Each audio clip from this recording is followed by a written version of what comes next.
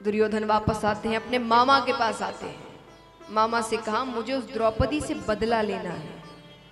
मामा ने कहा धृत क्रीड़ा का खेल करेंगे, जिससे बदला लेना है, जैसा बदला लेना है ले लेना, पासे मेरे वश में है। खेल आरंभ होता है, बीच सभा में खेल हो रहा है।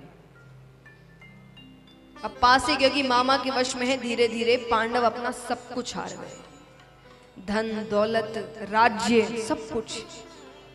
अंत में अब वो कहते कि अब दाव पे लगाने को कुछ नहीं है, अब कहां खेले।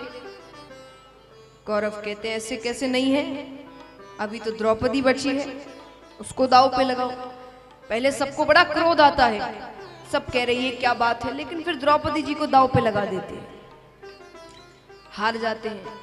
उस समय द्रौपदी जी रजस्वला अवस्था में थी, उस समय वो कमरे से बाहर नहीं आती थी कुछ दिनों तक। और क्योंकि कमरे से बाहर नहीं आना है तो वो उन वस्त्रों में भी नहीं है, अंदर आराम कर रही है। दुर्योधन ने दुशासन से कहा उसके केश पकड़कर खींचते हुए लेकर आना। जाते हैं, द्रौपदी जी के केशों को पकड़ते हैं और खींचते हुए लेकर आ रहे हैं। वो बार बार कह रही है मुझे ऐसे बाहर मत लेकर जाओ, बाहर गुरु बैठे हैं, राजा बैठे हैं, बड़े बड़े लोग बैठे हैं।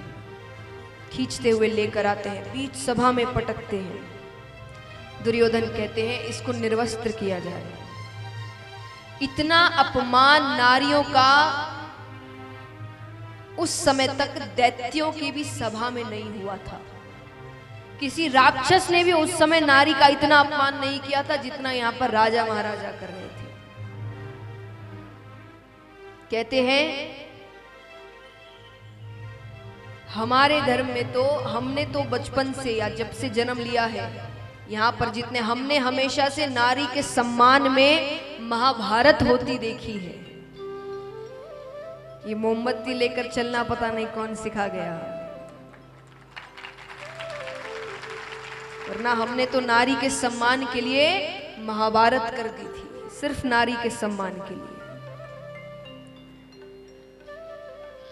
तो महाराज खूब रोती है वो, साड़ी खींचने लगते हैं, सबको पुकार रही है कोई तो मेरी सहायता करो। सब देख रहे हो बैठकर, कोई सहायता नहीं करता। साड़ी खींचने लगते हैं, कुछ देर तक तो अपने मुख में साड़ी को पकड़ कर रखती है। कितनी देर पकड़ेगी, दुशासन कितने शक्तिशाली है। जब हार जाती है तब दोनों हाथ ऊपर उठाती है, हे परम पिता परमेश्वर मेरी रक्षा करो, हे द्वारिका के नाथ मेरी रक्षा करो, हे द्वारिकाधीश मेरी रक्षा करो। और उसके बाद तो जो साड़ी बढ़ने लगती है, बढ़ते बढ़ते बढ़ते कपड़ों का पहाड़ लग जाता है, पर वो साड़ी खत्म नहीं हो रही। थक जाता है दुशासन, सच में पहाड़ लग जाता है वहां कपड़ों का, पर वो साड़ी खत्म नहीं होती। अब इसके बाद भीम बड़े क्रोधित होते हैं। भीम कहते हैं कि आज मैं प्रतिज्ञा लेता हूं कि ये दुर्योधन जिसने द्रौपदी के लिए ऐसी बातें कही है, मैं इसकी छाती फाड़ कर इसका लहू पीऊंगा।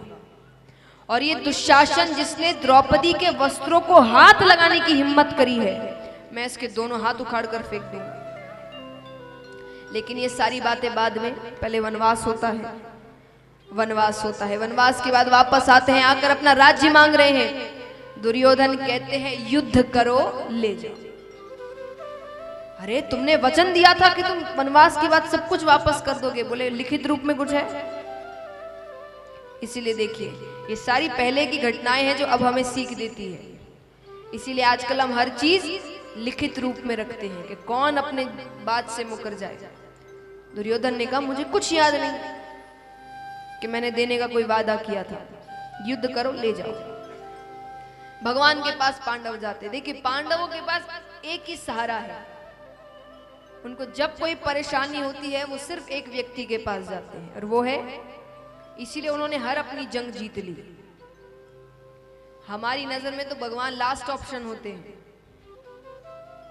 है कि नहीं। पहले बड़े बड़े सेठों से मिलो, लोगों को फोन करो, ये काम कर दो भाई, वो काम कर दो भाई।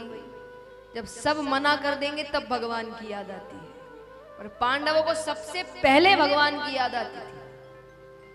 भगवान के पास जाते हैं। भगवान शांति दूत बनकर आते हैं। भगवान समझाने की कोशिश करते दुर्योधन को। दुर्योधन कहता मुझे कुछ याद नहीं। अरे मैं युद्ध के बिना सुई भर भूमि नहीं देने वाला, आप क्या बातें कर रहे हैं। अरे भगवान कहते राज्य मत दो, 5 पांडव को 5 गांव दे दो, इतना तो कर दो। बोलते कुछ नहीं दूंगा मैं। दुर्योधन ने कहा ये सब बातें छोड़िए, मैंने आपके लिए 56 भोग बनवाया है, आकर भोजन करते। भगवान कहते हैं भोजन किसी के यहां भी 2 ही शर्तों पर करना। कौन सी शर्तें? पहली कि जो भोजन करवा रहा है उसके मन में आपके लिए बहुत प्रेम है, बहुत, यानी वो सच में चाहता है आप उसके घर भोजन करो तो कर लेना। दूसरी, आपको बड़ी जोर की भूख लगी है, तब तो जहां मिल जाए वहां कर लो। भगवान कहते यहां दोनों ही चीजें मुझे नजर नहीं आ रही, ना तो मुझे इतनी भूख लगी और ना तुम्हारी आंखों में इतना सा भी प्रेम नजर आ रहा है। मैं तो विदुर जी के यहां भोजन करूंगा। अब विदुरानी यहां पर विदुर जी से कह रही है कि सुना है कृष्ण आया है। वो घर आ जाता तो विदुर जी कहते राजा है, राजा से मिलने आया है, दासी पुत्र के यहां क्यों आएगा? अरे कोशिश तो करो। विदुर जी कहते ठीक है मैं जाता हूं। विदुरानी ने कहा अगर कृष्ण को साथ लाओगे तो बाजार से कुछ खाने को भी लेते आना, घर पे कुछ नहीं है। ठीक है। विदुर जी जाते। विदुर जी का जाना हुआ और भगवान दरवाजे पे खड़े होकर आवाज लगा रहे हैं विदुर जी अरे कहाँ हो, अंदर नहीं बुलाओगे क्या? देखिए ये अपने लोगों की पहचान होती है। कोई पराया आपके, देखिए आजकल आवाजें तो इतनी नहीं देते, डोरबेल्स होते हैं, घंटियां होती है, तो आएंगे जो बड़े ही पराये से होते, चुपचाप खड़े रहेंगे, एक बार डोरबेल बजाएंगे, इंतजार करेंगे। और यही आपका कोई मित्र होगा तो वो तब तक डोरबेल से उसका हाथ नहीं हटेगा जब तक गेट नहीं खुल जाता। ये अपनापन होता है कि उसको पता है कि आप गेट खोल के चिल्लाओगे नहीं कि भाई कैसी हरकतें कर रहे हैं, क्योंकि आपको पता है वो वैसा ही है। मित्र ऐसे ही होते हैं। तो भगवान भी आते ही जोर से चिल्लाने लगते, अरे कहाँ हो, अरे आजकल तो भूल ही गए, मिलने नहीं आते, ये नहीं करते, खूब बातें कर रहे हैं भगवान। विदुरानी जी कहती ये कौन आया है जो इतने अपनेपन से पुकार रहा है। विदुरानी बाहर आती और साक्षात दरवाजे पर भगवान खड़े हैं। आइए हम भी प्रार्थना करते किस दिन हमारे घर भी आ जाए भोजन करने इस प्रकार।